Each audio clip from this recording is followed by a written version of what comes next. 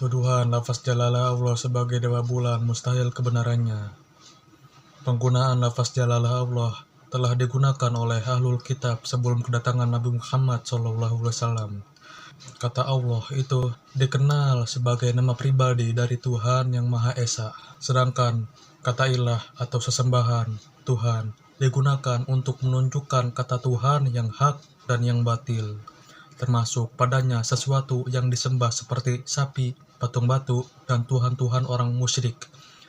Sedangkan kata Allah merupakan nama pribadi. Istilah Allah adalah nama diri dari ilah, Tuhan kaum ahlul kitab. Sebagaimana firman Allah dalam kitab suci Al-Quran. Artinya, dan janganlah kamu berdebat dengan ahli kitab, melainkan dengan cara yang baik, kecuali dengan orang-orang yang zalim di antara mereka. Dan katakanlah, kami telah beriman kepada kitab-kitab yang diturunkan kepada kami dan yang diturunkan kepadamu. Tuhan kami dan Tuhan kamu satu, dan hanya kepadanya kami berserah diri. Kata ilah artinya adalah makhluk, maksudnya yang disembah dengan penuh kecintaan dan pengagungan. Maka makna al-ilah adalah al-ma'bud, yang disembah.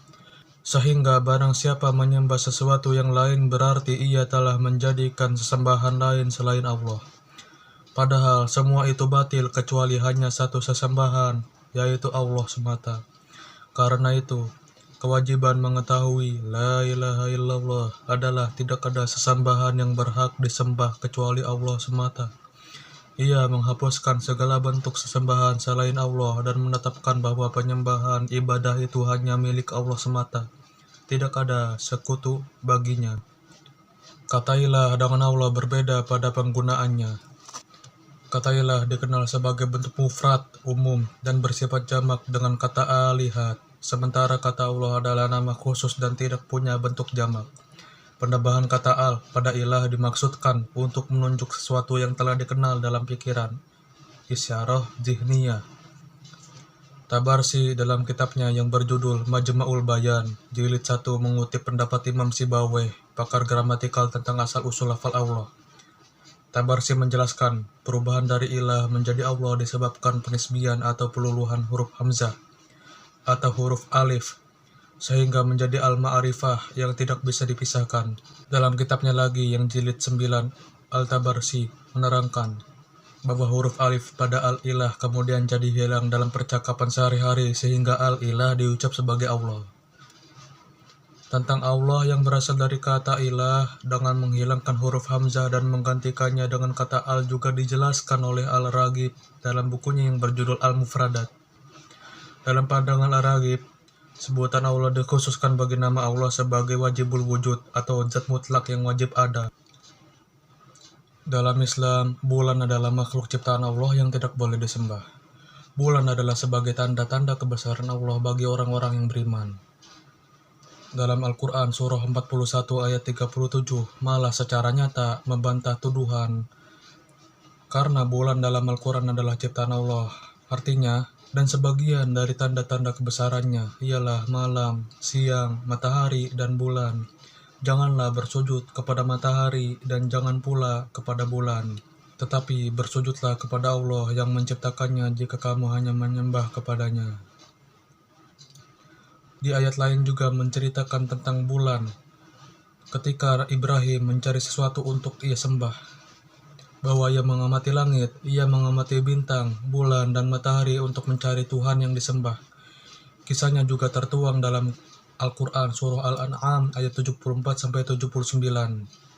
Setelah Ibrahim mengamati satu persatu benda tersebut untuk mencari Tuhan yang patut disembah, ilah, dan Tuhan yang mengurusi alam, Rob, maka Ibrahim mengamati itu semua bukan Tuhan.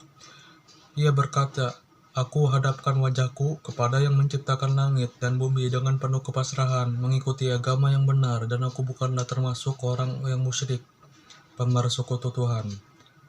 Al-Quran surah Al-An'am ayat 79. Demikian bahwasannya kitab Al-Quran menyebut benda-benda langit meskipun bisa bergerak seakan punya kehendak sendiri, namun mereka semua hanya makhluk yang bergerak menurut kehendak Allah. Al-Quran surah 21 ayat 33. Sedang Allah lah pencipta Kholik sebagaimana dalam Al-Quran surah Al-Ankabut ayat 61 yang berbunyi, artinya, dan jika engkau bertanya kepada mereka siapakah yang menciptakan langit dan bumi dan menundukkan matahari dan bulan, pasti mereka akan menjawab Allah. Maka mengapa mereka bisa dipalingkan dari kebenaran? Kitab Al-Quran banyak menyebut bulan, yaitu Quran surah 41 ayat 37, surah 29 ayat 61, surah 31 ayat 29, surah 35 ayat 13, surah 39 ayat 5, surah 21 ayat 33, surah 14 ayat 33, dan lain-lain. Bulan dan benda-benda langit adalah makhluk ciptaan Allah. Jika Allah terbukti bukan sebagai dewa bulan, maka siapakah dewa bulan bagi bangsa Arab? Dewa bulan bagi bangsa Arab sebenarnya bernama Hubal. Hubal menjadi berhala yang paling dimuliakan bagi seluruh kaum Quraisy dan bahkan semua kabilah Arab. Di depan patung tersebut, orang-orang musyrik membungkuk-bungkuk dan memelah sembari memohon keberkahan dan perlindungan dari rupa-rupa malapetaka. Hubal bentuknya seperti manusia yang patah tangan kanannya. Namun, kaum musyrik Quraisy memperbaiki tangan sesembahan itu sehingga terbuat dari emas. Badannya dibuat dari pahatan batu akik merah, dirancang oleh seniman Yunani dan Suriah. Sejak kedatangan Rasulullah, justru 360 berhala yang berada di sekitar Ka'bah dihancurkan. Pada bulan suci Ramadan tahun 8 Hijriah, Rasulullah memimpin kaum muslimin dari Madinah menuju Mekah. Beliau hendak membebaskan kota kelahirannya tersebut dari kemusyrikan. Ketika Rasulullah memasuki Ka'bah, dilihatnya dinding-dinding Ka'bah begitu penuh dengan lukisan dan gambar. Saat itu, di Ka'bah terdapat gambar Nabi Ibrahim, Ismail, dan Ishak dalam keadaan sedang mengundi nasib dengan anak panah. Gambar itu diwarnai dengan zafaron. Nabi Muhammad tidak mau masuk ke dalam Ka'bah sebelum gambar-gambar itu dikeluarkan. Beliau bersabda, semoga Allah memerangi mereka. Ibrahim tidak pernah mengundi nasib dengan anak panah. Hadis riwayat Al-Bukhari, Al-Fath 16, 126, hadis riwayat Al-Bukhari, Al-Fath, hadis nomor 4288, dan lain-lain. Berhala yang paling utama termasuk Dewa Hubal ditempatkan lebih tinggi di rongga dinding luar jangkauan tangan atau tongkat. Nabi meminta Ali untuk naik pundaknya dan menghancurkan berhala yang ditempatkan lebih tinggi. Ali ragu-ragu untuk naik ke bahu Nabi, tetapi ketika mengulangi perintah, Ali memenuhi dan menghancurkan semua berhala. Ali mengatakan saat berdiri di atas bahu Nabi, ia merasa bahwa tangannya bisa mencapai ke puncak dari surga. Hadis riwayat Al-Bukhari volume 4 buku 55 nomor 571. Jadi, tuduhan bahwa Allah Dewa Bulan kafir Quraisy adalah tuduhan yang mentah